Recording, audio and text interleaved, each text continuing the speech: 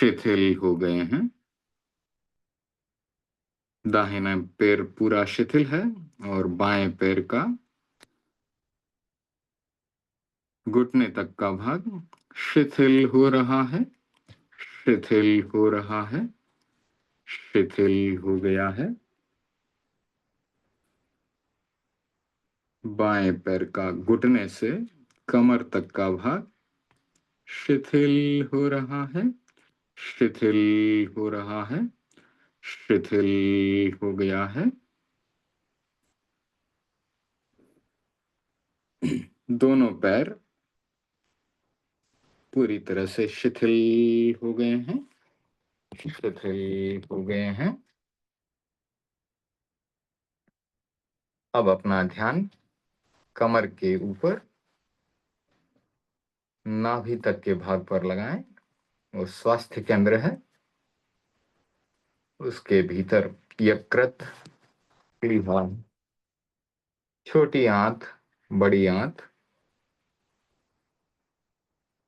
Adrenaline glands, gonads, पाचन तंत्र का पूरा भाग शिथिल हो रहा है, शिथिल हो रहा है, शिथिल हो गया है।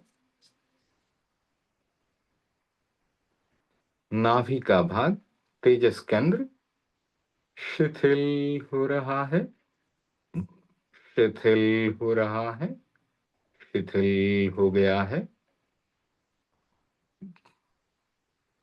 नाभि के ऊपर फेफड़े, हृदय, पसलियां सब शिथिल हो रहे हैं, शिथिल हो रहे हैं, शिथिल हो गए हैं।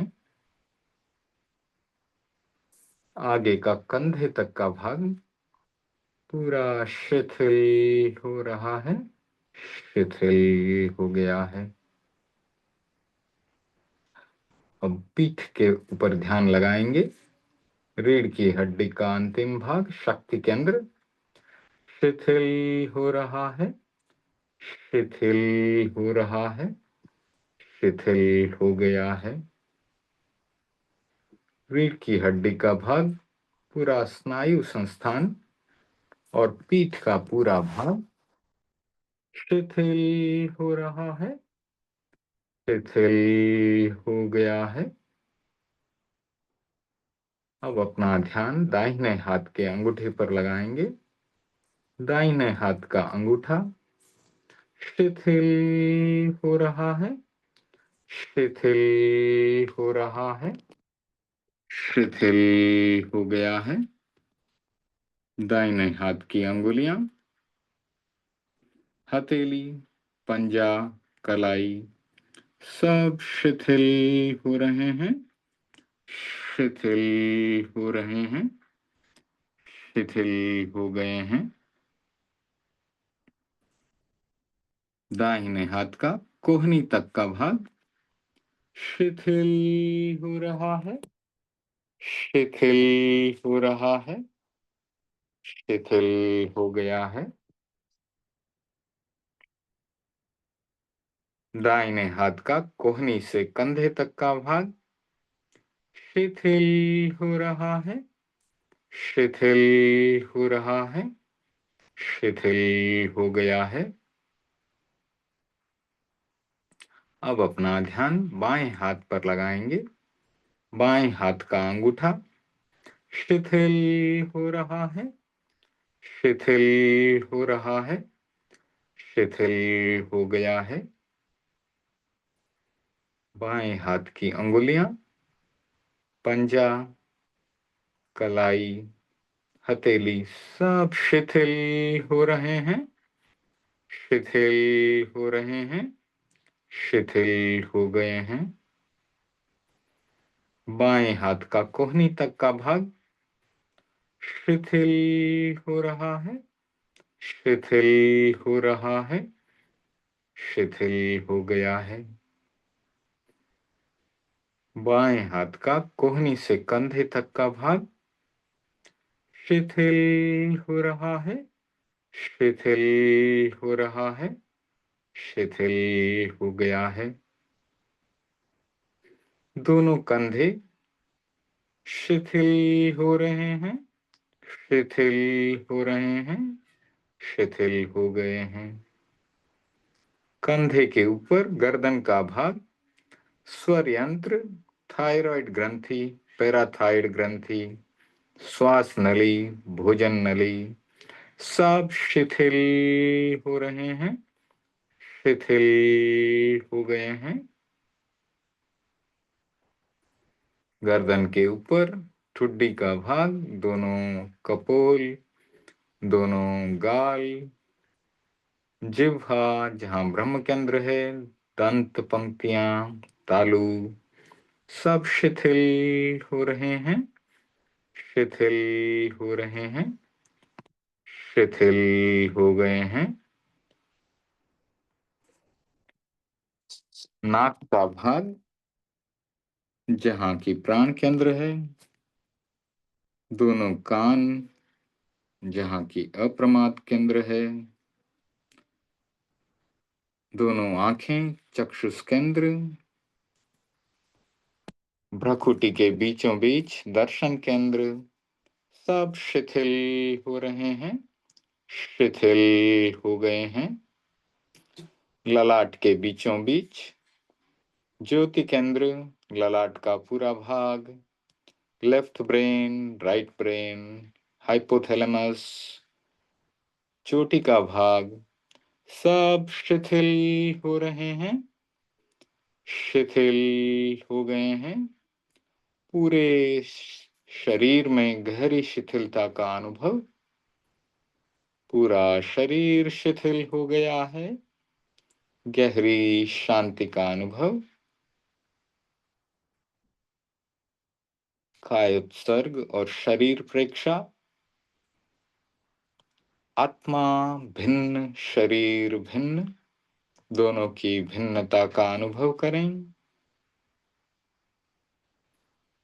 शरीर को देखते देखते आत्मा तक पहुंचने का प्रयास, क्योंकि आत्मा शरीर व्यापी है।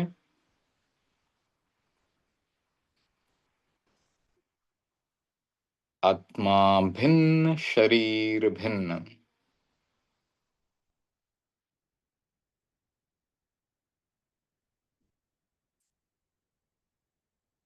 हमारा औदारिक शरीर जो है उसे हम अपने चर्म चक्षुओं से, आंखों से देख सकते हैं।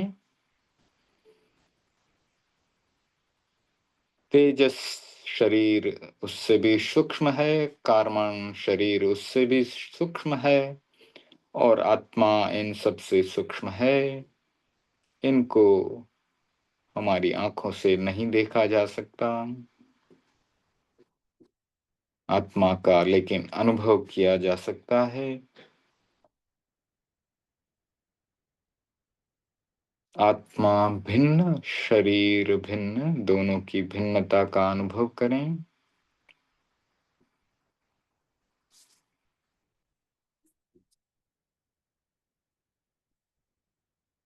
आत्मा भिन्न है, शरीर भिन्न है, दोनों अलग अलग हैं। शरीर पुद्गल से बना है, आत्मा चैतन्य स्वरूप है, चेतना उसका लक्षण है, ज्ञान और दर्शन उसके मूल गुण हैं।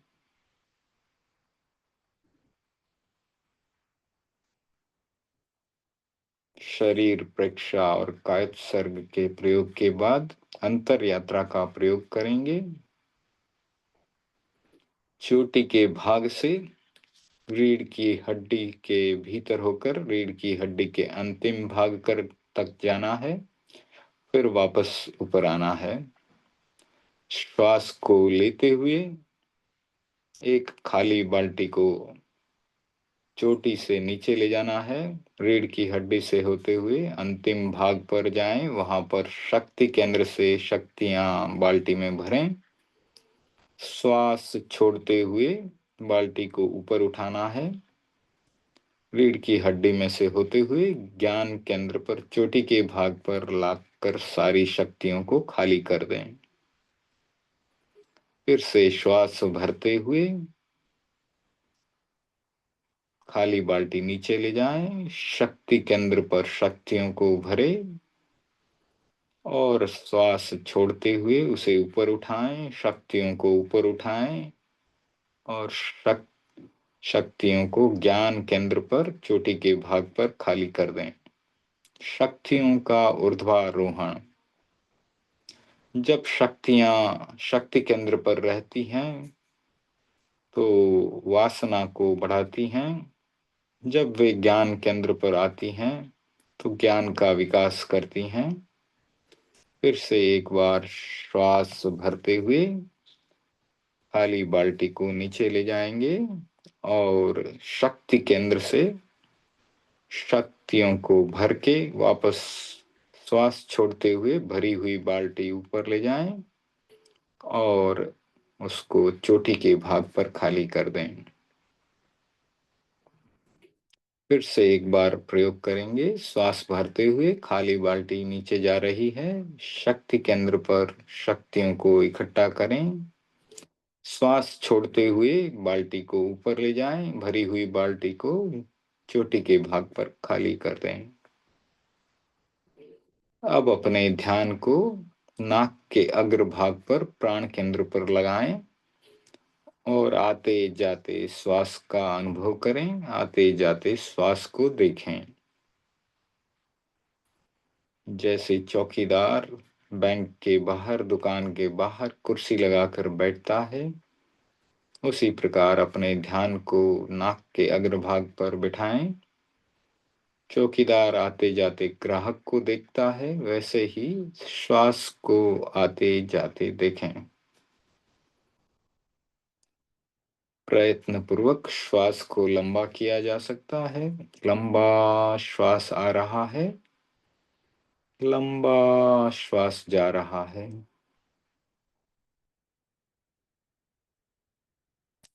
पूरा ध्यान नाक के अग्रभाग पर और श्वास को आते जाते देखें।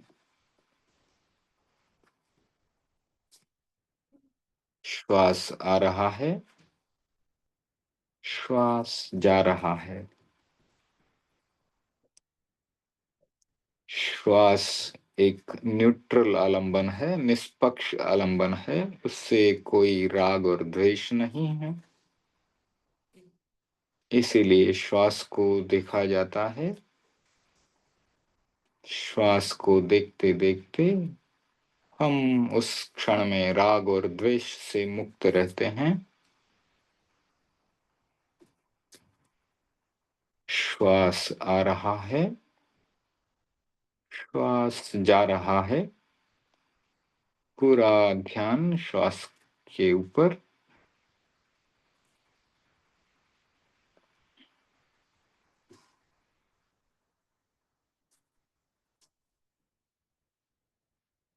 तीर्थंकर की प्रतिमा मंदिर में आपने देखी होगी। उनकी अध खुली आंखें, भगवान की अध खुली आंखें नाक के अग्रभाग पर स्थिर हैं। हम भी उनका अनुसरण करते हुए ध्यान में नाक के अग्रभाग पर ध्यान लगाते हैं।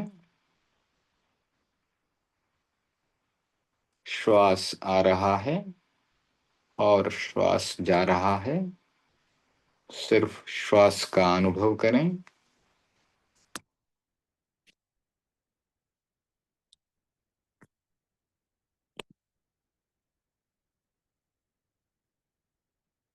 श्वास प्रेक्षा के प्रयोग के बाद ज्योति केंद्र की प्रेक्षा और लक्ष्य ध्यान का प्रयोग करेंगे।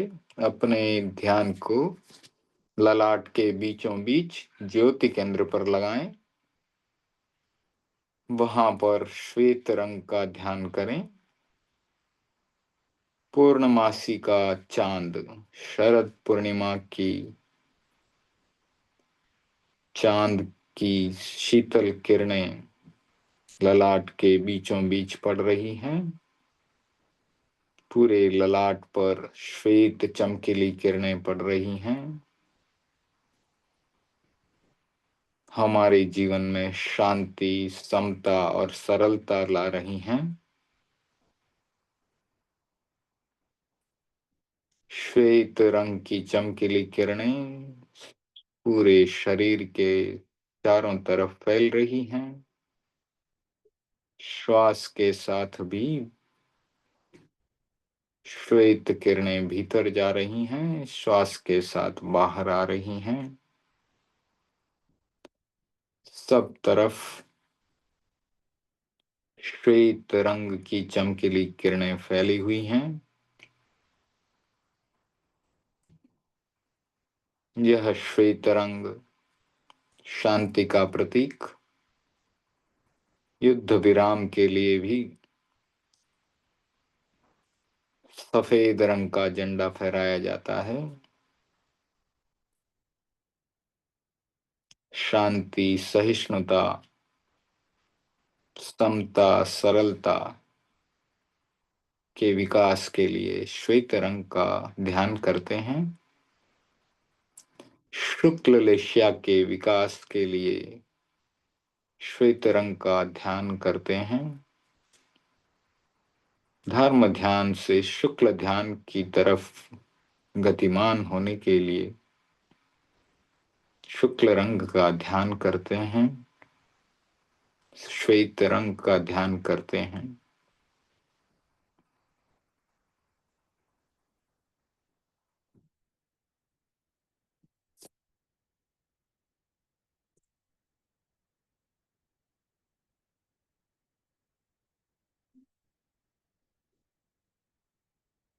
बंद आंखों से पूर्णमासी के चांद की कल्पना करें, उसकी श्वेत किरणों की कल्पना करें।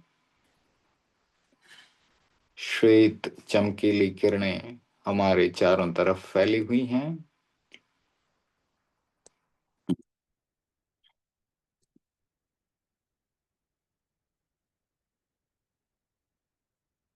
संपिक्खयी अपग मप्पयेणम। स्वयं स्वयं को देखें, आत्मा से आत्मा को देखें। संपिक्खयी अपग मप्पयेणम।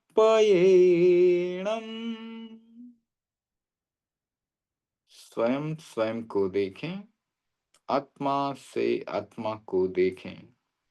स्वयं को देखने का यह प्रयोग, स्वयं को जानने का यह प्रयोग हमारे भीतर क्या कमियां हैं, हमारे भीतर क्या दोष हैं, उनको देखने का यह प्रयोग।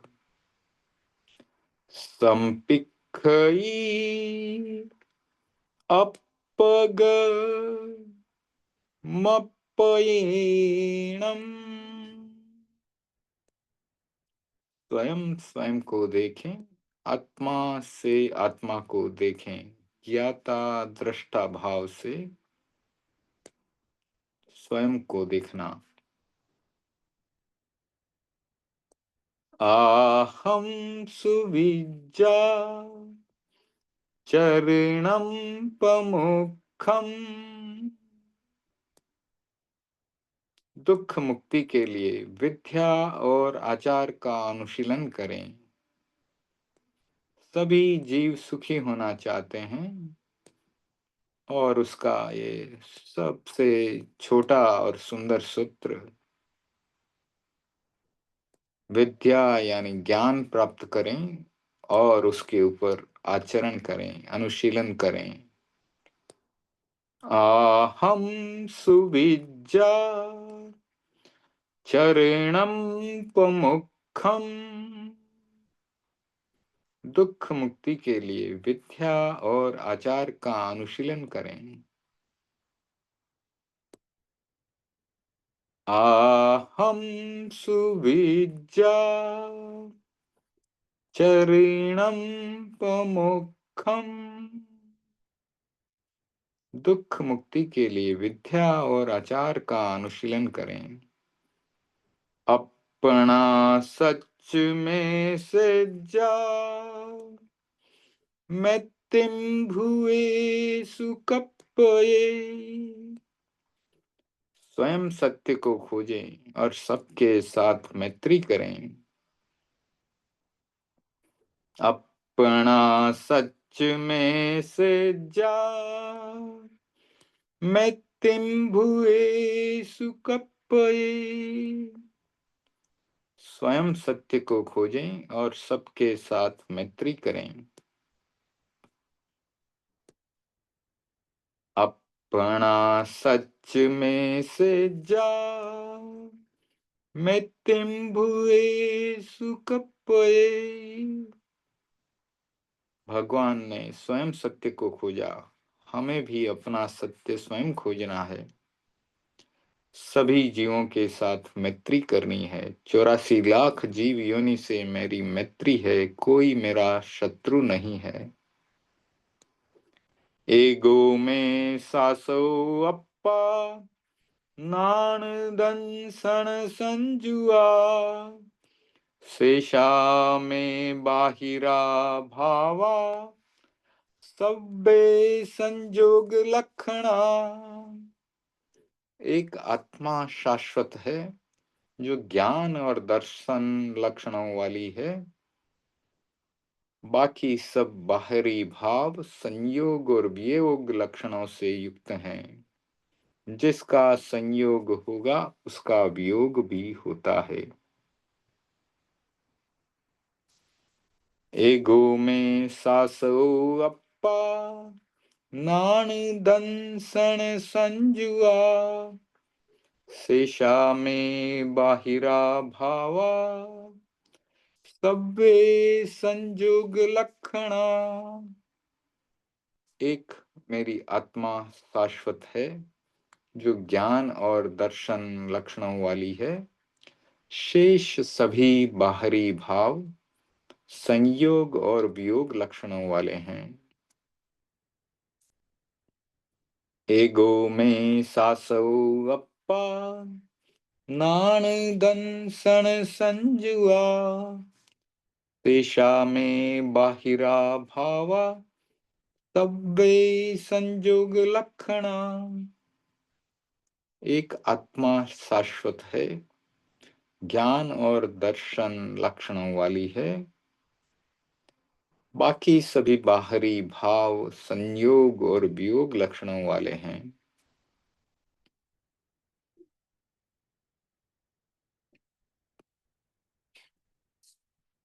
अनुप्रेक्षा का यह प्रयोग हमने किया।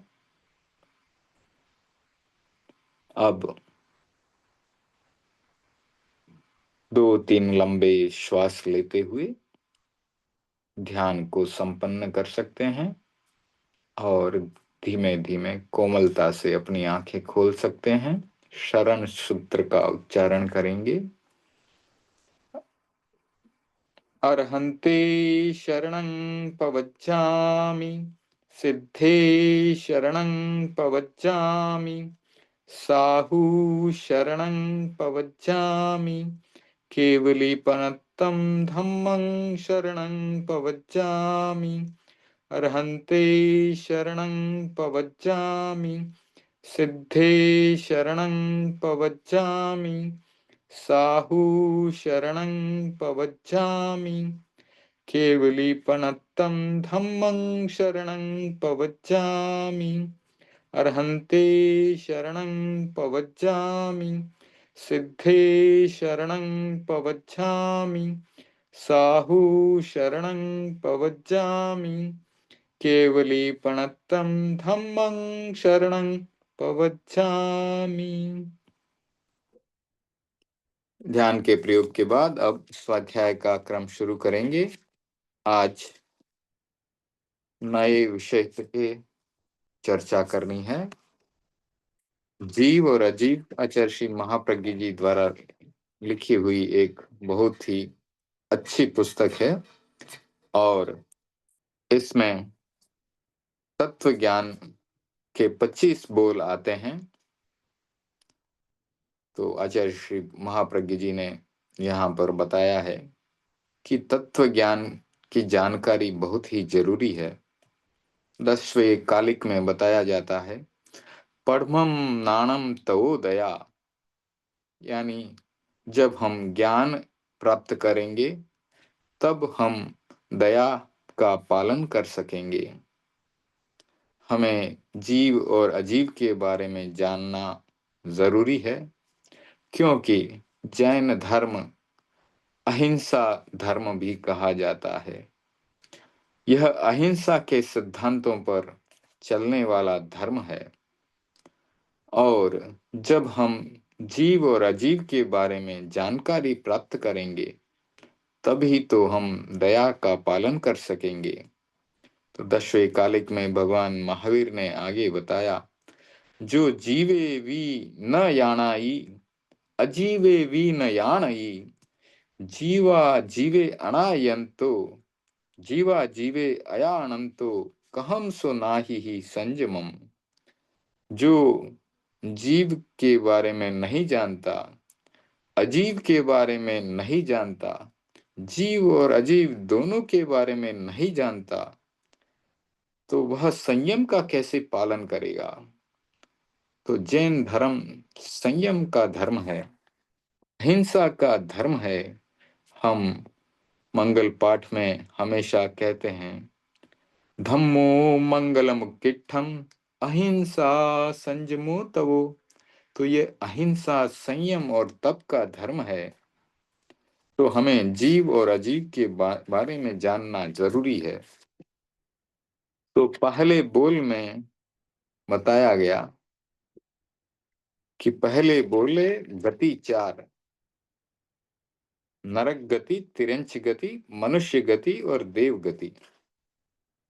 तो जैन दर्शन में जीवों के 2 प्रकार माने गए, सिद्ध और संसारी। तो सिद्ध वे हैं जिन्होंने सब कर्मों का अंत कर लिया और सिद्ध शिला के ऊपर जाकर स्थित हो गए। संसारी जीव जो हैं वह संसार में अभी भी भ्रमण कर रहे हैं, क्योंकि उनके साथ कर्म रज चिपकी हुई है। तो उनकी 4 गतियां बताई गई, नरक गति, तिरंच गति, मनुष्य गति और देव गति। तो यहाँ पुस्तक में बताया जा रहा है कि प्रत्येक वस्तु में भिन्नत्व है, वह उसकी असमानता के कारण यह भिन्नत्व पाया जाता है। असमानता विजातीय वस्तुओं में, यानी अलग जाति की वस्तुओं में मिले तो ये कोई आश्चर्य की बात नहीं है, लेकिन समान जाति की वस्तुओं में भी यह भिन्नता मिलती है, और इसी के आधार पर एक जाति की वस्तुओं का भी अलग अलग वर्गीकरण किया जाता है। तो संसारी जीवों का भी 4 गतियों में वर्गीकरण किया गया, नरक गति, तिरंच गति, मनुष्य गति और देव गति।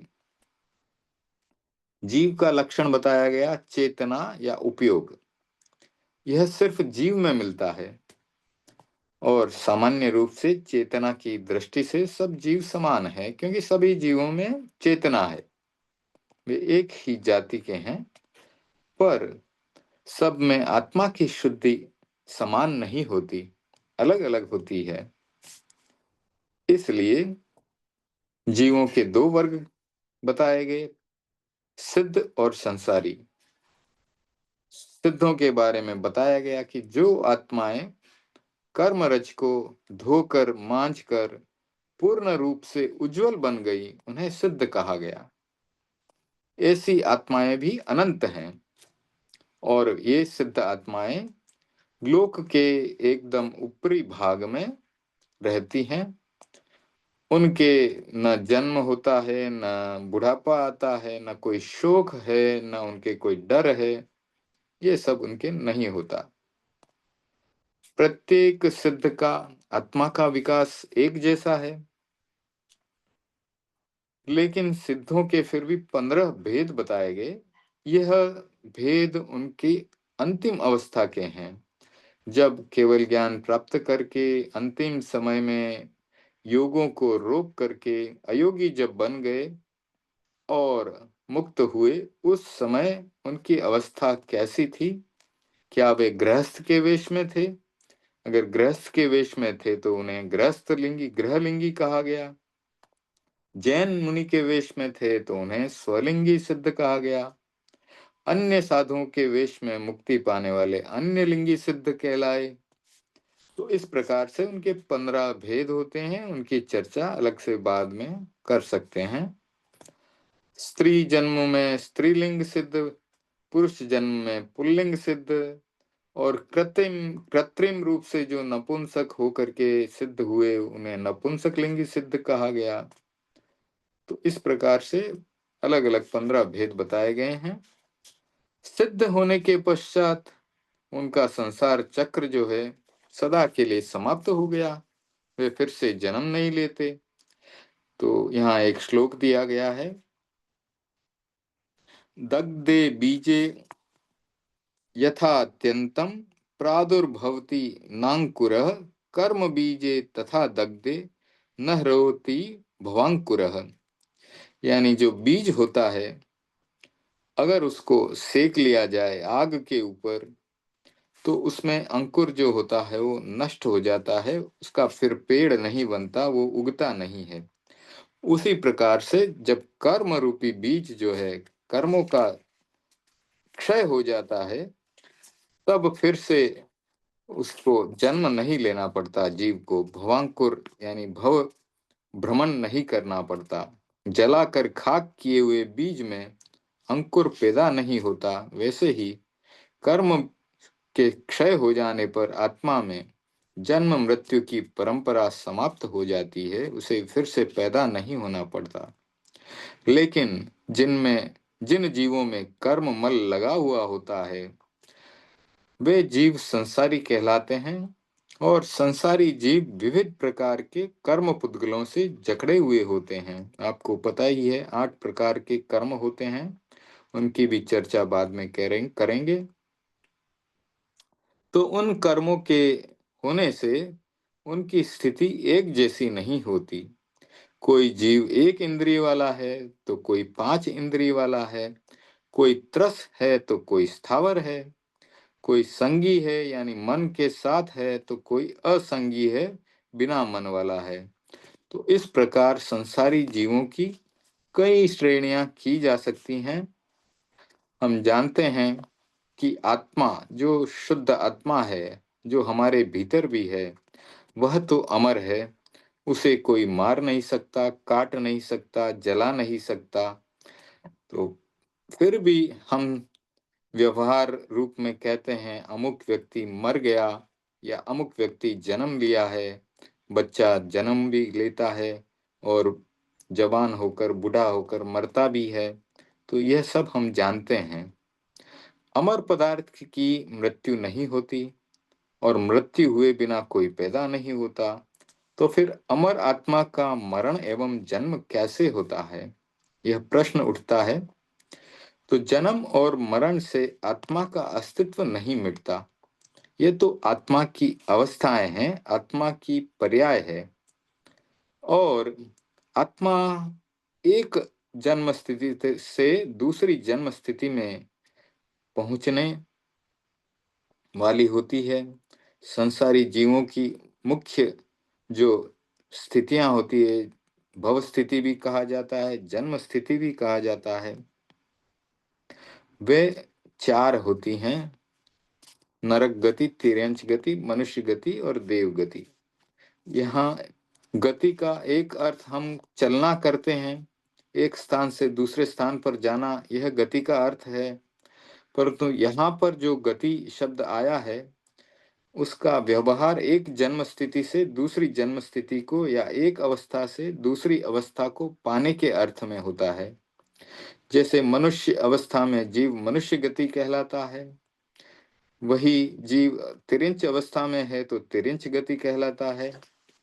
इस प्रकार से ये 4 गतियां बताई गई हैं। हमारे इस मनुष्य लोक के नीचे 7 पृथ्वियां हैं जो कि नरक कहलाती हैं। उनमें उत्पन्न होने वाले जो जीव हैं, उनको नरक गति कहा जाता है। हमारे मनुष्य लोक से ऊपर की तरफ भी देवता हैं और नीचे भी देवता हैं। आपको पता है 4 प्रकार के देवता हैं। व्यंतर देव भी हैं, वैमानिक देव भी हैं, ज्योतिष्क देव भी हैं, भवनपति देव भी हैं। तो भवनपति देव पृथ्वी के नीचे हैं और ज्योतिष्क और वैमानिक देव जो हैं हमारी पृथ्वी से ऊपर हैं, ऊर्ध्वलोक में हैं। तो देव अवस्था को देव गति बताया गया, मनुष्य अवस्था को मनुष्य गति बताया गया। तो एक इंद्रिय वाले जीवों से लेकर 2, 3, 4, 5 इस प्रकार सभी इंद्रिय वाले जीव जिसमें जन्म धारण करते हैं वह तिर्यंच गति है। मनुष्य और तिर्यंच गति हमारी आंखों के सामने है, हम उन्हें देख सकते हैं। शेर, हाथी आदि वो भी पंचेंद्रिय जीव हैं, उनको हम देख सकते हैं। कीड़े मकोड़े, लट, जूं आदि उनको भी हम देख सकते हैं। बिच्छू, मक्खी आदि उनको भी हम देख सकते हैं। लेकिन नरक और देव हमारे सामने नहीं है, प्रत्यक्ष नहीं है। फिर भी हम उनके अस्तित्व से इनकार नहीं कर सकते। वे हैं, आत्मा एवं पुण्य पाप भी हैं। तब फिर नरक एवं स्वर्ग को क्यों नहीं माने।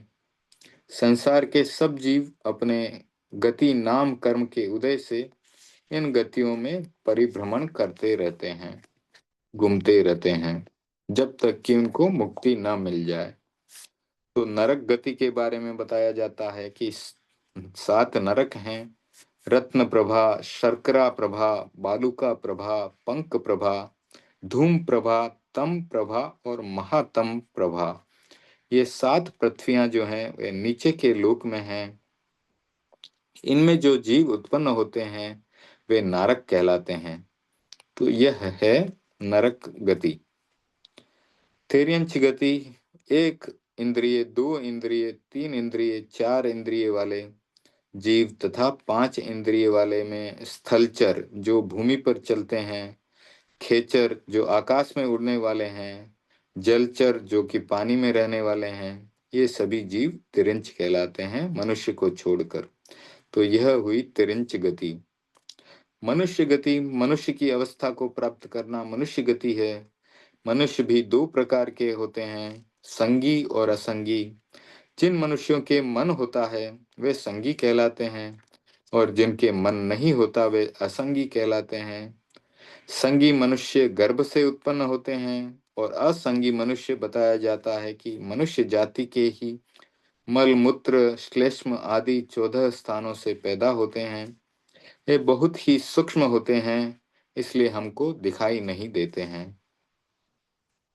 फिर देव गति जो है वो जो जीव देव योनि में पैदा होते हैं वे देव गति के हैं, उनको देव गति में बताया जाता है। तो देवता भी 4 प्रकार के बताए गए, भवनपति, व्यंतर, ज्योतिष्क और वैमानिक।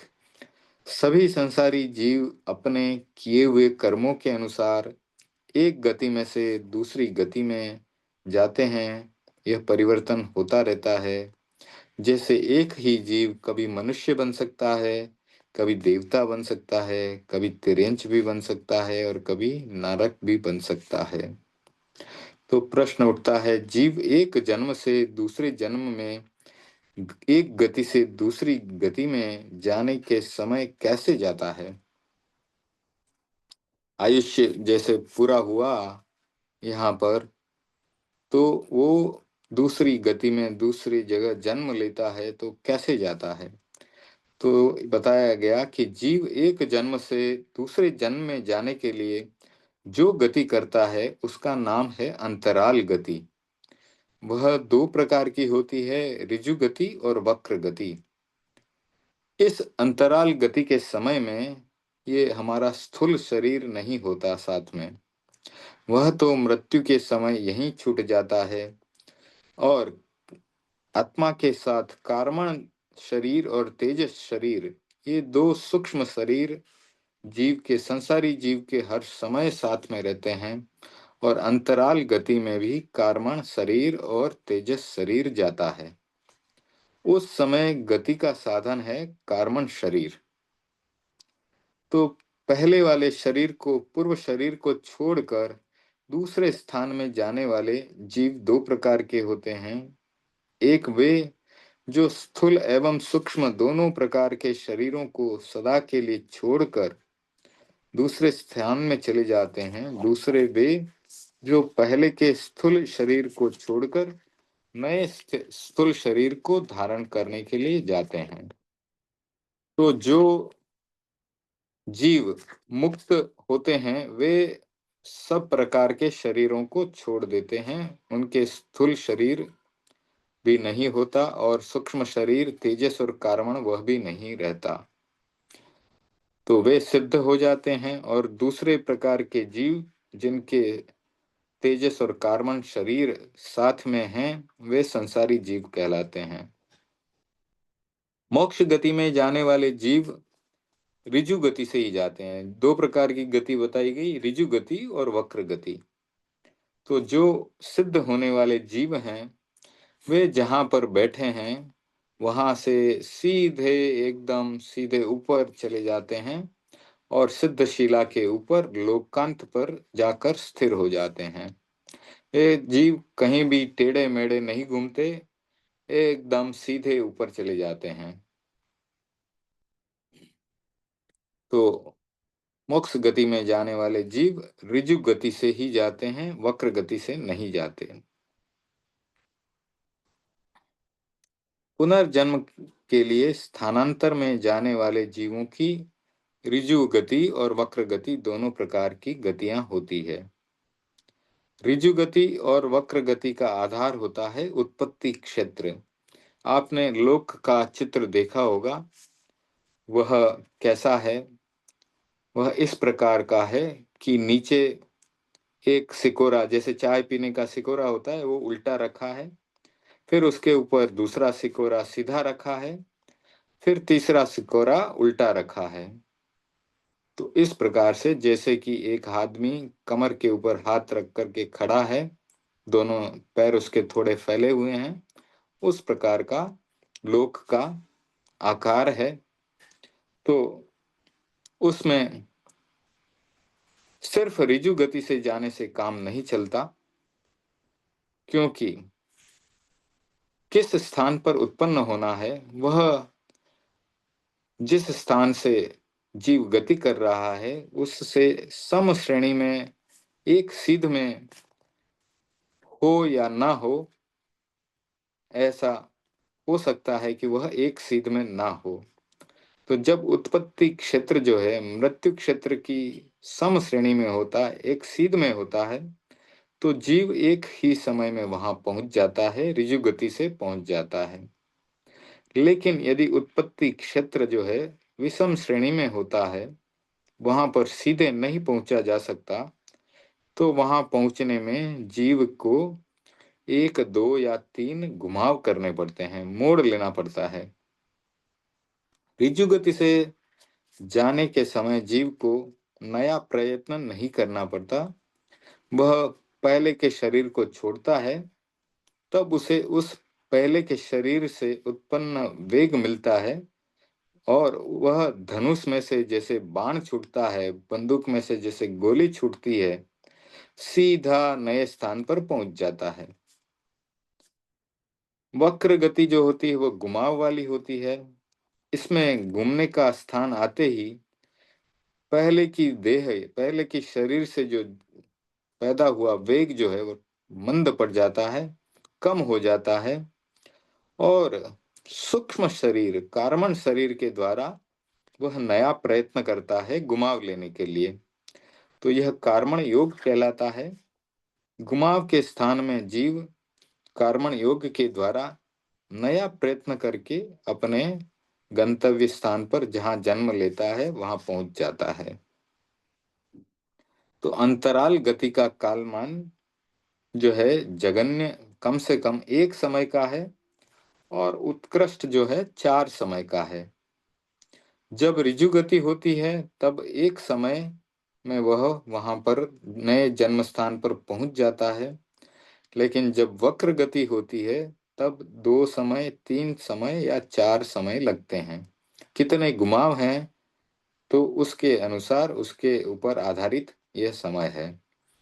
तो जिस वक्र गति में एक घुमाव हो उसको 2 समय लगते हैं और जिसमें 2 घुमाव हो उसमें 3 समय लगते हैं और जिसमें 3 घुमाव होते हैं उसमें 4 समय लगते हैं। तो ज्यादा से ज्यादा 4 समय में जीव मर करके अपने दूसरे जन्म स्थान पर, नए जन्म स्थान पर पहुंच जाता है, उससे ज्यादा समय नहीं लगता। तो मोक्ष गति में जाने वाले जीव अंतराल गति के समय सूक्ष्म और स्थूल सब शरीरों से मुक्त होते हैं, अतः उन्हें आहार लेने की जरूरत नहीं होती। संसारी जीव सूक्ष्म शरीर के साथ होते हैं, अतः उन्हें आहार की आवश्यकता होती है। तो ऋजु गति करने वाले जीव, संसारी जीव जिस समय पहला शरीर छोड़ते हैं उसी समय दूसरे जन्म में उत्पन्न होकर आहार ले लेते हैं।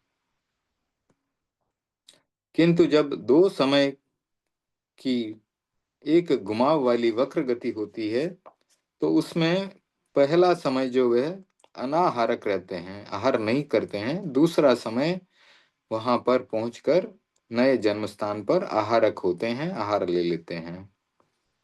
जब वक्र गति 3 समय वाली होती है तो उस समय पहला और दूसरा समय अनाहारक होता है, आहार नहीं लेते। तीसरे समय में नए जन्म स्थान पर पहुंच जाते हैं, वहां आहार ले लेते हैं, तो वो समय आहारक होता है। फिर अगर वक्र गति में 4 समय लगते हैं तो दूसरा और तीसरा समय अनाहारक होता है, पहला समय आहारक है और चौथा समय भी आहारक है। तो पहले समय में मृत्यु हुई, उस समय में आहार लिया है, और चौथे समय में अपने जन्म स्थान पर पहुंच गए, वहां आहार लेते हैं। तो इस तरह हमने पहले बोल की चर्चा की। अब अब जो है हम दूसरा बोल अगले स्वाध्याय में लेंगे और तीर्थंकर चरित्र के बारे में थोड़ी चर्चा करेंगे।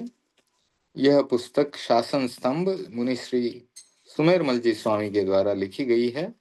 इसमें हमें 24 तीर्थंकरों के बारे में बताया गया है, उनकी कहानी हमें बताई गई है। तो इसकी हम शुरुआत करेंगे। शुरुआत में भारतीय संस्कृति के बारे में बताया गया है कि भारतीय संस्कृति एक प्राणवान संस्कृति है। यहाँ पर त्याग की भावनाओं को महत्व दिया गया है और इस उज्जवल संस्कृति में 3 धाराओं का बहुत ही बड़ा योगदान रहा है, जैनों का, बौद्धों का और वैदिक धर्म का।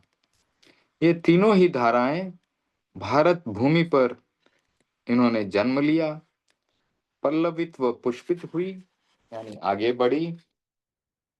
इन तीनों ने भारतीय जनमानस को बहुत प्रभावित किया और उसमें अपना स्थान बनाया। भारतीय जनमानस को तो प्रभावित किया ही, साथ में संसार के अन्य प्रदेशों में भी लोगों को प्रभावित किया। आज भी भारतीय संस्कृति में त्याग, सहिष्णुता, धैर्य जैसे गुण समाये हुए हैं जो इन तीनों के मूल में हैं।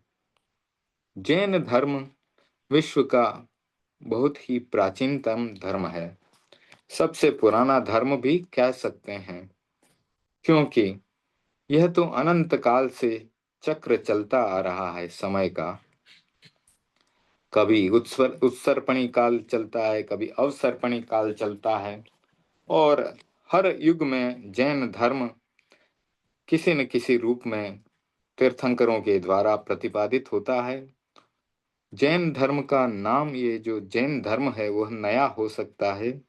इस नाम को भगवान महावीर के बाद बताया जाता है कि जिन भद्रगणी क्षमा श्रमण ने प्रयुक्त किया था, यह नाम उनके विरचित ग्रंथ, उनके द्वारा बनाए गए ग्रंथ विशेष आवश्यक भाष्य में उल्लिखित है। उसके बाद तो बाकी उत्तरवर्ती साहित्य, यानी उनके बाद में जो साहित्य आया उसमें जैन शब्द का बहुत ही बहुतायत से उसका प्रयोग हुआ है उसको व्यवहार में लाया गया है।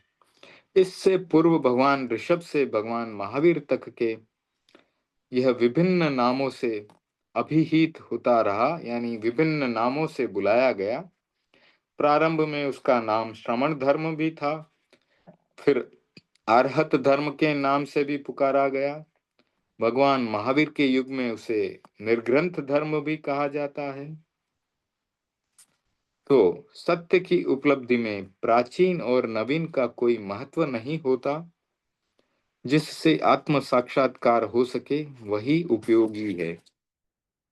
इतिहास की दृष्टि से पहले और पीछे का बड़ा महत्व है। तो प्राप्त प्रमाणों के आधार पर यह निसंदेह कहा जा सकता है, बिना किसी संदेह के कहा जा सकता है कि जैन धर्म प्राग वैदिक है, यानी वेदों से भी पुराना है जैन धर्म। और बौद्ध धर्म तो अर्वाचीन है, अभी का है, नया है। क्योंकि बुद्ध जो है भगवान महावीर के समकालीन थे। कई इतिहास के जानकार लोगों ने उनको, इतिहासवेत्ताओं में एक भ्रम जैसा पलता है कि वे ये बताते हैं कि कई जैन धर्म को वैदिक धर्म की शाखा मानते हैं और कई बौद्ध धर्म को वैदिक धर्म की शाखा मानते हैं। तो यह भ्रम भगवान महावीर को जैन धर्म का प्रवर्तक मानने से हुआ है। जैन धर्म के प्रथम प्रवर्तक तो इस अवसर्पिणी काल में भगवान ऋषभ थे, और भगवान महावीर जो थे वो अंतिम प्रवर्तक 24वें तीर्थंकर थे। तो उन्होंने प्राचीन परंपराओं को आगे बढ़ाया और समसामयिक, यानी उस समय के विचारों को जनता के सामने प्रस्तुत किया। महात्मा बुद्ध भगवान महावीर के समकालीन थे, इसलिए बौद्ध धर्म नया है, अर्वाचीन है, सिद्ध हो जाता है। वैदिक मत में सबसे प्राचीन वेद हैं। विद्वान लोग वेदों को 5000 वर्ष पुराना मानते हैं। लोकमान्य तिलक उन्हें 8000 वर्ष पुराना मानते हैं। वेदों में भगवान ऋषभ, अरिष्टनेमी व श्रमणों का उल्लेख मिलता है। उनमें वेदों में बताया गया मुनयो वात रचनाः, अर्थात उग्र तपस्वी मुनि के रूप में श्रमणों को दर्शाया गया है। वेदों के बाद उपनिषदों, आरण्यकों, पुराणों में स्थान स्थान पर इनका वर्णन उपलब्ध होता है। इन ग्रंथों की रचना से पूर्व जैन धर्म नहीं होता, भगवान ऋषभ नहीं होते, तो उनका उल्लेख कैसे होता। जैन धर्म की अवधारणा यह है कि जैन धर्म में पुरुषार्थ को महत्व दिया गया है। नियति को भी महत्व दिया गया है, लेकिन पुरुषार्थ को सबसे अधिक महत्व दिया गया है। क्योंकि कर्मों को काटना है तो पुरुषार्थ जरूरी है। यह धर्म भौतिक वस्तुओं के प्रति आसक्ति को हटाकर व्यक्ति को आध्यात्मिकता की ओर आगे बढ़ाता है, उन्मुख करता है। स्वार्थ की जगह परमार्थ की भावना को उजागर करता है। प्रवृत्ति के स्थान पर निवृत्ति का राजमार्ग दिखाता है। यानी निवृत्ति यानी राग द्वेष से छुटकारा, परिग्रह से छुटकारा। भोग की जगह त्याग की भावना पर बल देता है। जैन दर्शन आत्मकर्तृत्ववाद के सिद्धांत का प्रतिपादन करता है कि आत्मा करता है और भुगता है। प्रत्येक आत्मा के स्वतंत्र अस्तित्व को स्वीकार करता है। हर आत्मा स्वतंत्र है अपनी करनी में और पुनर्जन्म में विश्वास रखता है। हर आत्मा में परमात्मा बनने की शक्ति की बात करता है। हर छोटे बड़े जीव को समान दृष्टि से देखता है। जातिवाद को अतात्विक मानता है। जैन धर्म में सिद्धांतों के साथ साधना के प्रचुर प्रयोगों का उल्लेख है। यहाँ ज्ञान, दर्शन और चारित्र मूलक प्रवृत्तियों को ही उपयोगी माना जाता है। तो भवी आत्मा संसार से मुक्त हो सकती है, तो ऐसी मान्यता हमारी है। अध्यात्म को प्रमुखता दी जाती है। जिस प्रकार शिव के नाम पर शिव धर्म है, विष्णु जी के नाम पर वैष्णव धर्म है, बुद्ध के नाम पर बौद्ध धर्म प्रचलित हुआ है, वैसे ही जिन के नाम पर जैन धर्म प्रचलित हुआ है। शिव, विष्णु व बुद्ध के विपरीत जिन शब्द किसी व्यक्ति विशेष का नहीं है नाम, यह उस आध्यात्मिक शक्ति का संबोधक शब्द है जिसमें व्यक्ति ने राग द्वेष या प्रियता अप्रियता की स्थिति से अपने आप को ऊपर उठा लिया है। जैन धर्म का प्रमुख मंत्र है नमस्कार महामंत्र। इसमें किसी व्यक्ति विशेष को नमस्कार नहीं किया गया है, मात्र आत्म संपदा से संपन्न विशिष्ट विभूतियों को नमस्कार किया गया है, जो वर्ण लिंग जाति की सीमा से ऊपर है। उसमें अरिहंतों को नमस्कार किया गया, सिद्धों को नमस्कार किया गया, आचार्यों को नमस्कार किया गया, उपाध्यायों को नमस्कार किया गया और साधुओं को नमस्कार किया गया। जैन धर्म की यह स्पष्ट अवधारणा है कि कोई भी व्यक्ति अपनी आत्मा के उत्कर्ष से महापुरुष बन सकता है, अरहत या तीर्थंकर बन सकता है, सिद्ध बन सकता है। देश काल आदि के अनुसार शब्द बदलते रहते हैं, पर शब्दों के बदलते रहने से जैन धर्म जो है नवीन या अर्वाचीन नहीं हो सकता। काल की दृष्टि से इसे इस अवसर्पणी काल में उसका संबंध भगवान ऋषभ देव से है और उसके पहले भी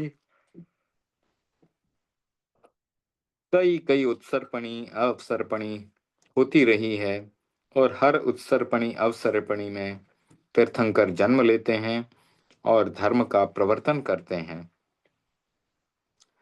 तो जैन धर्म में अवतारवाद में विश्वास नहीं किया जाता। उसका यह स्पष्ट मंतव्य है, स्पष्ट विचार है, स्पष्ट सिद्धांत है कि तीर्थंकर भी एक सामान्य बच्चे की तरह ही जन्म लेते हैं, अवतार नहीं लेते, किंतु अपने पुरुषार्थ और आध्यात्मिक बल पर वे तीर्थंकर के रूप में प्रतिष्ठित हो जाते हैं। वैदिक परंपरा अवतारवाद में विश्वास रखती है। अवतारवाद का सीधा अर्थ है ईश्वर का मानव रूप में अवतरित होना या जन्म लेना। गीता की दृष्टि में अवतार लेने का एकमात्र उद्देश्य है कि इस सृष्टि में चारों ओर जब अधर्म का साम्राज्य फैल जाता है, उसे छिन्न भिन्न कर साधुओं का परित्राण कर दुष्टों का नाश कर धर्म की स्थापना करना। आपने सुना ही होगा, यदा यदा ही धर्मस्य ग्लानिर्भवति भारते। तो इस श्लोक में यही अर्थ प्रतिपादित होता है। परित्राणाय साधु जनाय संभवामि युगे युगे। इस प्रकार से इस श्लोक में बताया गया कि साधुओं का परित्राण करने के लिए, अधर्म का विनाश करने के लिए जो है अवतार होता है भगवान का। वैदिक संस्कृति में ईश्वर को स्वयं राग द्वेष से मुक्त रहकर भी भक्तों के लिए राग और द्वेष की भक्तों के लिए राग और द्वेष जन्य कार्य करना पड़ता है और जनता के हित के लिए संहार का कार्य भी करना पड़ता है। ईश्वर को मानव बनकर पुण्य और पाप करने पड़ते हैं। इसे वे लोग भगवान की लीला के रूप में चित्रित करते हैं। जैन धर्म का इस अवतारवाद में विश्वास नहीं है। सिद्धत्व या ईश्वरत्व प्राप्त आत्मा पुनः कभी भी सकर्मा नहीं बनती। ऐसी स्थिति में वह न जन्म लेती है और न ही राग द्वेष मूलक प्रवृत्तियों में संलग्न होती है। यह सुनिश्चित है कि प्रत्येक व्यक्ति साधना के द्वारा आंतरिक शक्तियों का विकास कर तीर्थंकर या केवली बन सकता है। जो भवी जीव हैं वे साधना करके मोक्ष प्राप्त कर सकते हैं। तो जैन धर्म के अनुसार सृष्टि अनादिकाल से गतिशील है। इसकी न ही आदि है और न ही इसका अंत है। तो वैदिक परंपरा इसे ईश्वर कृत मानती है। जैन धर्म की स्पष्ट मान्यता है कि यह दृश्यमान जगत परिणामी नित्य है। यह हमेशा है लेकिन परिवर्तनशील है। द्रव्य की अपेक्षा से यह नित्य है, ध्रुव है, पर पर्याय की अपेक्षा से यह प्रति क्षण बदलता है, परिवर्तन होता है। जिस प्रकार दिवस के बाद रात्रि व रात्रि के बाद दिवस आता है, वर्ष में 6 ऋतुएं होती है और वे एक निश्चित समय सीमा के साथ परिवर्तित होती रहती हैं। काल का क्रम भी निरंतर निरंतर बदलता रहता है। दिन, सप्ताह, पक्ष, मास, वर्ष, युग आदि के रूप में जीवों के कभी सुख और कभी दुख का दौर चलता है। यह कभी उत्कर्ष का वरदान प्राप्त करता है तो कभी अपकर्ष का अभिशाप भी। यह सब अनादिकालीन है। इनकी संतति निरंतर चलती रहती है। संसार में अपकर्ष और उत्कर्ष यानी अवसर्पणी और उत्सर्पणी काल जो है चलता रहता है। जो काल क्रमशः ह्रास की ओर उन्मुख होता है वह अपसर्पणी काल है, और जो विकास की ओर अग्रसर होता है वह उत्सर्पणी काल कहा जाता है। अवसर्पणी काल के 6 विभाग हैं, उन्हें 6 आरे कहा जाता है। सर्प के तरह जिसका कि फन चौड़ा है और पूंछ जो है पतली है, उसी प्रकार से अवसर्पणी काल में 6 आरे होते हैं। पहला आरा सुषमा सुषमा है, जो 4 क्रोड़ा क्रोड़ी सागरोपम का है। क्रोड़ा क्रोड़ी सागरोपम बहुत ही लंबा काल है और उसका बाद में विस्तार से वर्णन करेंगे। अभी 6 आरों के बारे में जान लेते हैं। पहला सुषमा सुषमा 4 करोड़ा क्रोड़ी सागर का। दूसरा सुषमा 3 करोड़ा क्रोड़ी सागर का। तीसरा सुषमा दुष्मा जो कि 2 करोड़ा क्रोड़ी सागर का है। फिर दुष्मा सुषमा जो कि 1 करोड़ा क्रोड़ी सागर में 42,000 वर्ष कम है। पांचवा आरा दुष्मा आरा है, दुष्म आरा जो अभी चल रहा है वो 21,000 वर्ष का है। और छठा तो और भी भयंकर होगा, वह दुष्मा दुष्मा है, वह भी 21,000 वर्ष का है। जब ये 6 आरे पूरे होंगे उसके बाद उस उत्सर्पणी काल आएगा। उसमें यही 6 विभाग उल्टे क्रम से चलेंगे। उसमें पहले 21,000 वर्ष का दुष्मा दुष्मा आरा आएगा, फिर दुष्मा आरा आएगा 21,000 वर्ष का, फिर दुष्मा सुषमा आएगा जो कि 1 करोड़ा क्रोड़ी सागर में 42,000 वर्ष कम होगा। फिर सुषम दुष्मा आएगा जो 2 करोड़ा क्रोड़ी सागर का होगा। फिर सुषमा आएगा जो 3 करोड़ा क्रोड़ी सागर का, और फिर सुषमा सुषमा जो कि 4 करोड़ा क्रोड़ी सागर का है। और इसी प्रकार से साइकिल फिर रिपीट होता है और ये अवसर्पणी और उत्सर्पणी इसी तरह से चलती जाती है। तो ये काल चक्र की अवधि 20 करोड़ा क्रोड़ी सागर की हो जाती है। अवसर्पणी 10 करोड़ा क्रोड़ी सागर की और उत्सर्पणी भी 10 करोड़ा क्रोड़ी सागर की होती है।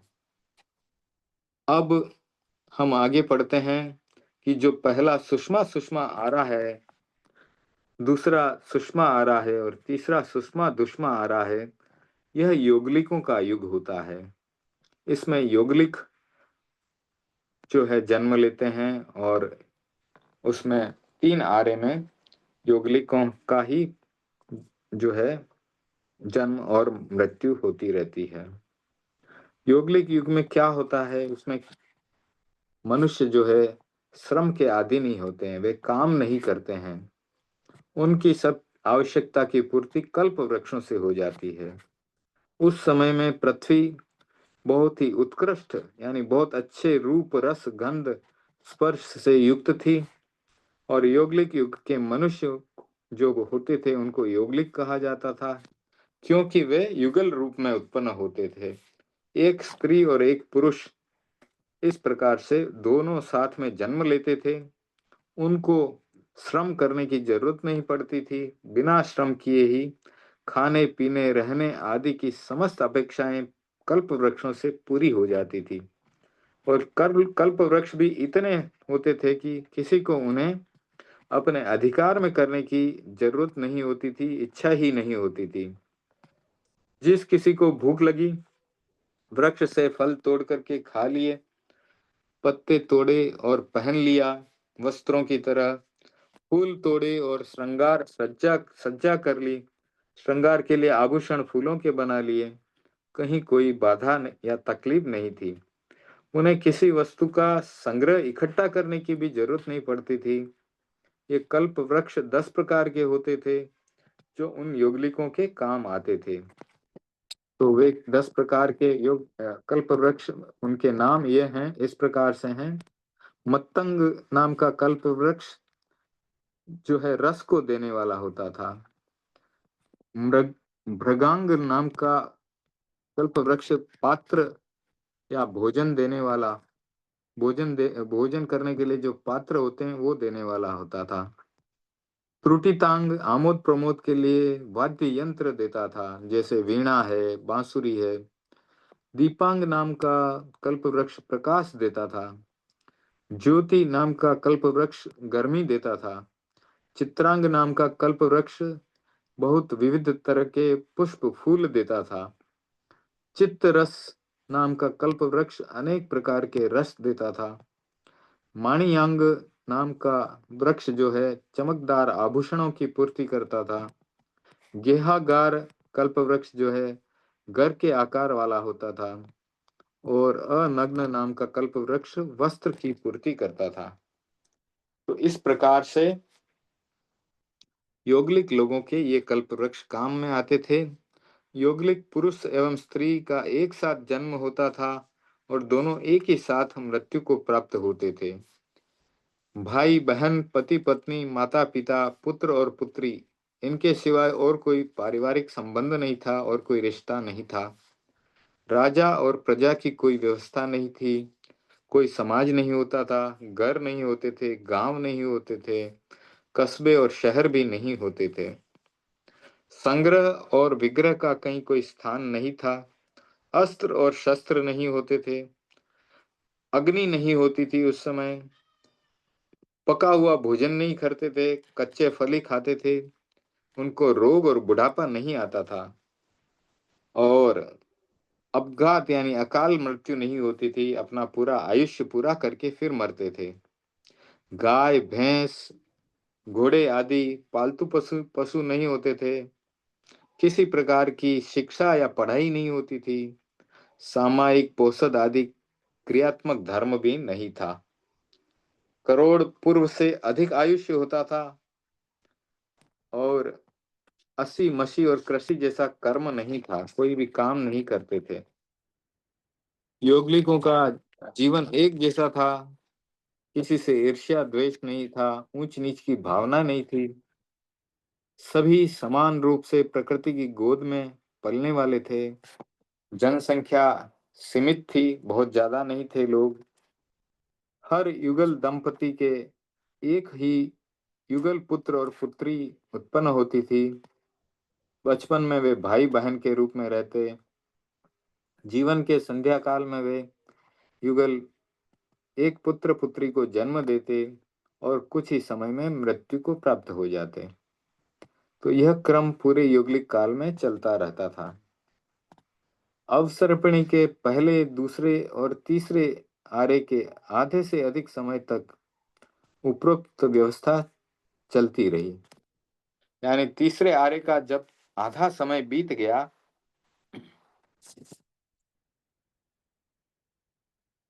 तब फिर कुछ बदलाव आना शुरू हुआ। तो उसके बाद इस व्यवस्था में ह्रास होना शुरू हो गया, क्योंकि पृथ्वी के रूप, रस, गंध, स्पर्श आदि का जो है पहले की अपेक्षा ह्रास होना शुरू हो गया। कल्प वृक्षों का भी जो है लोप होना शुरू हो गया। खाने पीने, रहने तथा अन्य जीवन की उपयोगी सामग्री जो है वो कम होने लगी। जब कभी व्यक्ति के जीवन की सामग्री, जीवनोपयोगी सामग्री का अभाव होता है, तो एक डरावनी स्थिति पैदा हो जाती है, भयावह स्थिति पैदा हो जाती है। इससे जो जनता होती है वह, उनका मानस भी आंदोलित हो जाता है, उनको तकलीफ होने लगती है। तो यौगलिकों के साथ भी कुछ ऐसा ही होना शुरू हो गया। उनको अभाव होने लगा। तीसरे आर्य के आधे से भी अधिक समय बीत जाने के बाद हुआ। तो उन्हें पीड़ा जैसी चीज तो मालूम ही नहीं थी। उन्हें सुखद व्यवस्था का छिन्न भिन्न होना अस्वाभाविक लगा। ज्यों ही उनके सामने अभाव की स्थिति आई तो सब चिंतित हो गए। संग्रह करना उनकी आदत में नहीं था और फलों का प्रबंध करना उनके लिए कठिन होने लगा था। वृक्ष सूखने लगे, फलों की मात्रा कम हो गई, तो एक दूसरे से फलों को हथियाने के लिए छीना झपटी करने की भावना पनपने लगी। अधिकाधिक संख्या में वृक्षों पर अधिकार करना शुरू कर दिया और छीना झपटी चलने लगी। तो पूरे यौगिक क्षेत्र में आतंक हो गया, घनघोर अव्यवस्था हो गई। और अव्यवस्था से ही फिर व्यवस्था का जन्म होता है। अराजकता से पीड़ित यौगिक एकत्रित हुए, उन्होंने मिलकर छोटे छोटे कुलों के रूप में अपनी व्यवस्था बनाई और कुलों की व्यवस्था करने वाले को कुलकर कह करके पुकारा जाने लगा। कुलकर की हर बात को मानने के लिए वे संकल्पबद्ध बने। अब ऐसा बताया जाता है कि कुल 7 कुलकर हुए: विमल वाहन, चक्षुष्मान, यशस्वी, अभिचंद्र, प्रसेनजित्र, मरुदेव और नाभि। कुलकर्णों की संख्या के बारे में भी ग्रंथकारों के बीच थोड़ा मतभेद है। ठाणम सूत्र, समवायंग सूत्र, भगवती सूत्र में 7 कुलकरों के नाम आए हैं, लेकिन जम्बूद्वीप प्रज्ञप्ति में बताया गया कि 15 कुलकर हैं। तो तीसरे आर्य का जब प्रल्योपम का 8वां भाग शेष रहा, तब कुलकर व्यवस्था का प्रारंभ हुआ। प्रथम कुलकर विमल वाहन हुए। आवश्यक निरुक्ति में बताया गया है कि जंगल में एक सफेद हाथी था। उसने एक युगल को देखा। देखते ही उसे पूर्व भव का स्मरण हुआ और पूर्व जन्म के स्नेह से उसने उस युगल को उठा करके अपनी पीठ पर बिठा दिया। उसे इस तरह हाथी पर सवार देखकर दूसरे युगलिकों को ने सोचा कि यह मनुष्य हमसे ज्यादा ताकतवर है, शक्तिशाली है। तो उज्जवल वाहन वाला होने के कारण उसको उसका नाम विमल वाहन प्रसिद्ध हो गया। वही पहले कुलकर बने। अब कल्प वृक्षों की कमी होने से शांति भंग हो गई, अव्यवस्था होने लगी। उसे व्यवस्थित करने के लिए यौगिकों ने विमल वाहन को अपना नेता बनाया। यही प्रथम कुलकर के रूप में प्रतिष्ठित हो गए। उन्होंने सबके लिए एक संविधान बनाया, कानून बनाया और उसका उल्लंघन करने वालों के लिए दंड देने की घोषणा की। इसके लिए विमल वाहन ने हाकार दंड की स्थापना की। जब भी कोई यौगिक मर्यादा का अतिक्रमण करता तो उसे सिर्फ इतना कहा जाता, हाँ तुमने यह काम कर दिया। बस इतना कहने मात्र से ही यह उसके लिए एक बहुत बड़ा दंड हो जाता। वह इससे अपने आप को लांछित और लज्जित मानता और इस दंड का काफी समय तक असर रहा। पहले व दूसरे कुलकर तक यह आकार दंड विधि प्रभावी रही।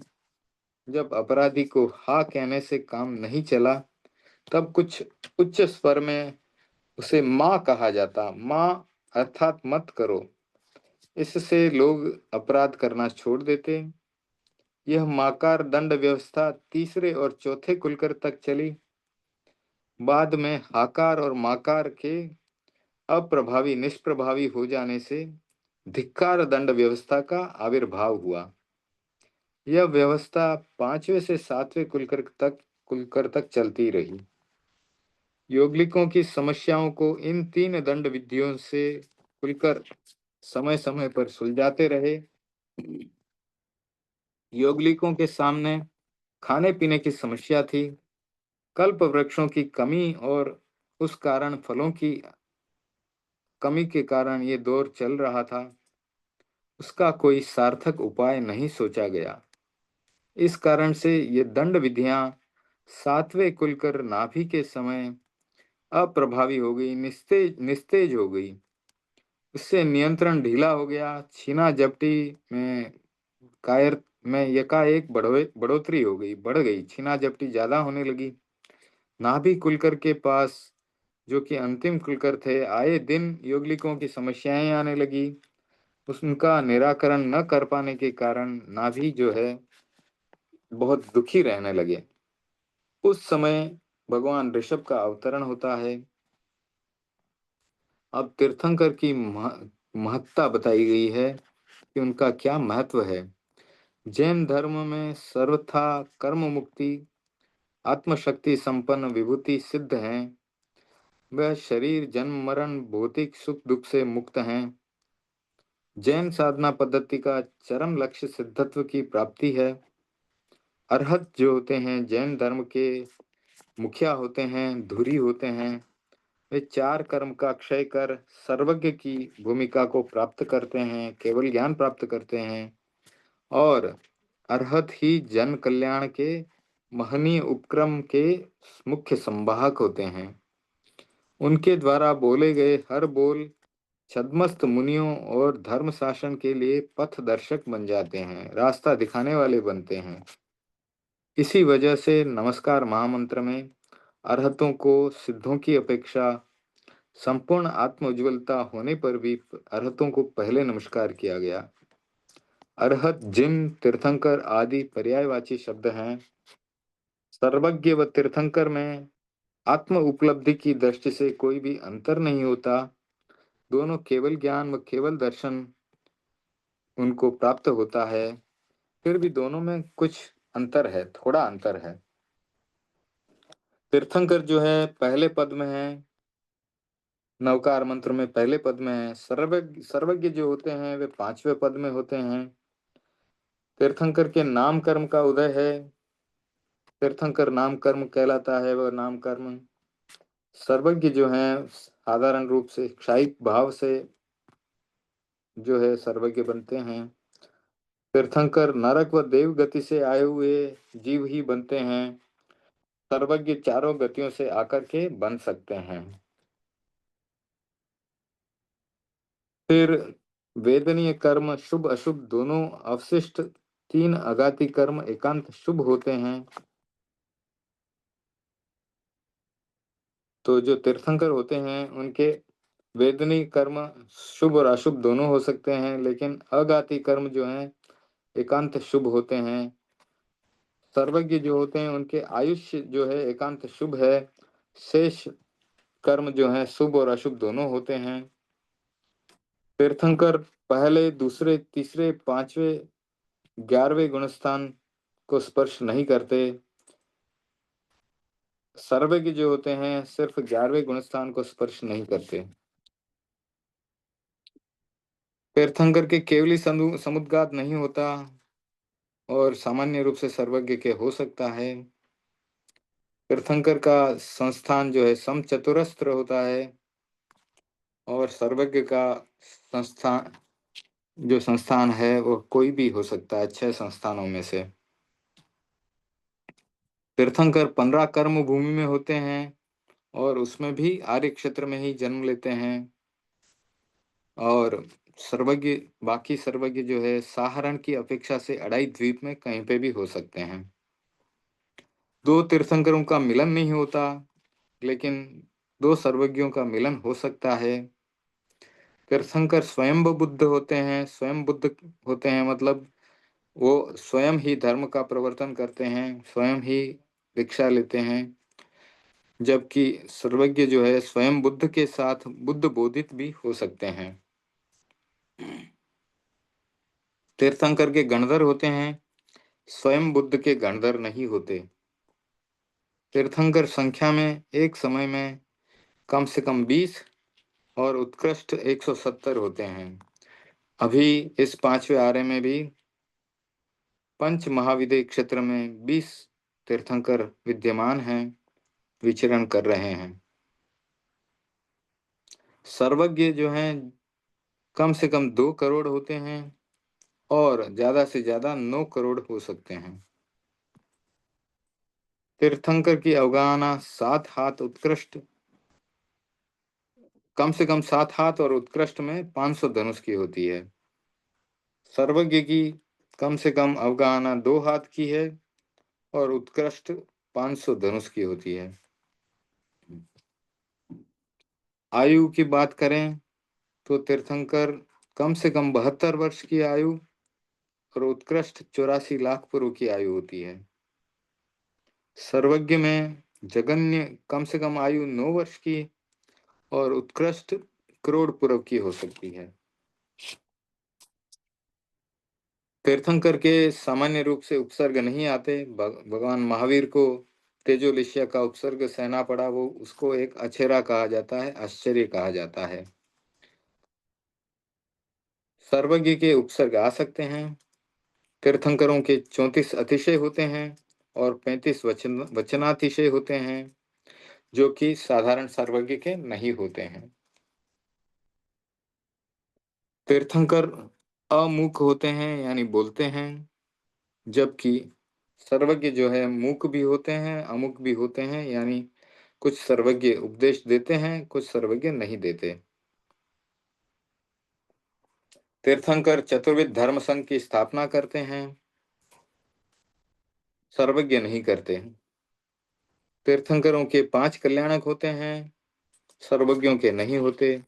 तीर्थंकर दीक्षा स्वीकार करते ही उनको चौथा ज्ञान प्राप्त हो जाता है, मन पर्यव ज्ञान हो जाता है। सर्वज्ञ का यह कोई नियम नहीं होता। तीर्थंकर गर्भ में अवधि ज्ञानी होते हैं, सामान्य सर्वज्ञ के कोई ऐसा नियम नहीं होता। तीर्थंकर की माँ 14 स्वप्न देखती है, दिगंबर संप्रदाय में 16 स्वप्न बताए जाते हैं।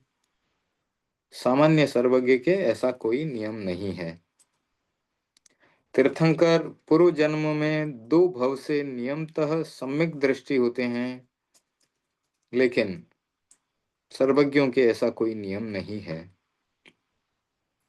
तीर्थंकर की मीमांसा। तीर्थंकर शब्द जैन साहित्य का पारिभाषिक शब्द है। आगमों व आचार्यों ने ग्रंथों में इसका बहुत अधिक मात्रा में उल्लेख किया है। जो तीर्थ का कर्ता होता है उसे तीर्थंकर कहते हैं। जो संसार समुद्र में तैरने में योग भूत बनता है वह तीर्थ अर्थात प्रवचन होता है। उस प्रवचन को साधु साध्वी श्रावक श्राविका धारण करते हैं। उपचार से इस चतुर्विध संघ को भी तीर्थ कहा गया है। इनके निर्माता को तीर्थंकर कहा जाता है। जिनके तीर्थंकर नाम कर्म का उदय होता है वे तीर्थंकर बनते हैं। जैन भूगोल में अढ़ाई द्वीप का वर्णन आता है। जम्बू द्वीप है सबसे पहले और सभी द्वीपों में सबसे छोटा। फिर लवण समुद्र आता है, फिर धातकी खंड आता है, फिर कालोदधी समुद्र है और फिर अर्ध पुष्कर द्वीप है, यानी पुष्कर द्वीप का आधा भाग। इन अढ़ाई द्वीप में क्षेत्रों में 15 कर्म भूमियां हैं, 5 भरत हैं, 5 ऐरावत हैं और 5 महाविदेह हैं। तो जम्बू द्वीप में एक भरत क्षेत्र है, एक ऐरावत क्षेत्र है और एक महाविदेह है। धातकी खंड में 2 भरत क्षेत्र हैं, 2 ऐरावत हैं और 2 ही महाविदेह क्षेत्र में हैं। और इसी प्रकार अर्ध पुष्कर द्वीप में भी 2 भरत क्षेत्र, 2 ऐरावत क्षेत्र और 2 महाविदेह क्षेत्र हैं। तो आज समय होने जा रहा है, थोड़ा और पढ़ लेते हैं। अब यहाँ बताया गया कि यहाँ पर 170 भूभाग ऐसे हैं जहाँ पर कि तीर्थंकर हो सकते हैं। तो ये भूभाग कौन से हैं? 5 भरत और 5 ऐरावत, यानी 10 तो ये हो गए। और महाविदेह क्षेत्र में एक महाविदेह में 32 विजय होती है, 5 महाविदेह में 160 विजय होती हैं और उन सब विजयों में तीर्थंकर हो सकते हैं। तो 160 वहां हो गए और 5 भरत और 5 ऐरावत, ऐसे 10 और जोड़ दो तो कितने हो गए? 170 भूभाग हो गए, वहां पर तीर्थंकर हो सकते हैं। तो चौथे आर्य के समय में जो है वह समय ऐसा होता है कि 170 तीर्थंकर उस समय में हो सकते हैं। अभी जो 5वां आरा चल रहा है इसमें सिर्फ 20 तीर्थंकर हैं और वे भी पंच महाविद्य क्षेत्र में हैं। यानी एक महाविद्य क्षेत्र में 4 तीर्थंकर हैं, दूसरे महाविद्य में 4 और, इस प्रकार से करके कुल 20 तीर्थंकर हैं जिन्हें विहरमान भी कहते हैं, क्योंकि वे इस समय विहार कर रहे हैं, विहरमान हैं। तो सर्वज्ञों की संख्या तो 9 करोड़ मानी गई है। इनमें मात्र 10 भूभाग, 5 भरत 5 ऐरावत ऐसे हैं जहां अवसर्पणी और उत्सर्पणी काल चक्र चलता है। महाविद्य में एक जैसा समय रहता है, चौथे आर्य जैसा। एक अवसर्पणी व एक उत्सर्पणी में 24-24 तीर्थंकर होते हैं, भरत क्षेत्र और ऐरावत क्षेत्र में। महाविद्य क्षेत्रों में काल का ये रूप नहीं है, वहां एक जैसा चौथे आर्य के समान काल रहता है, अवसर्पणी के चौथे आर्य के समान। इसीलिए वहां तीर्थंकर की निरंतर विद्यमानता रहती है। अब समय पूरा हो रहा है, तो आगे का स्वाध्याय अगले रविवार को करेंगे। कोई प्रश्न है तो आप पूछ सकते हैं, नहीं तो मंगल पाठ करते हैं। परम पूज्य गुरुदेव की आज्ञा से सुने मंगल पाठ। ओम ह्रीं नमो अर्हन्ताणम्, ओम ह्रीं नमो सिद्धाणम्, ओम ह्रीं नमो आयर्याणम्, ओम ह्रीं नमो वज्झायाणम्, ओम ह्रीं नमो लोये सव्वसाहुणम्। ऐसो पंचनमुक्कारो सव्वपावपणासनो मंगलानं च सव्वेसिं परमं हवै मंगलम्। चत्तारि मंगलम् अरहन्ता मंगलम्, सिद्धा मंगलम्, साहु मंगलम्, केवलीपणत्तो धम्मो मंगलम्। चत्तारि लुगुत्तमा अरहन्ता लुगुत्तमा, सिद्धा लुगुत्तमा, साहु लुगुत्तमा, केवलीपणत्तो धम्मो लुगुत्तमो। चत्तारि शरणं पवज्जामि अरन्ते शरणं पवज्जामि, सिद्धे शरणं पवज्जामि, साहु शरणं पवज्जामि, केवलीपणत्तं धम्मं शरणं पवज्जामि।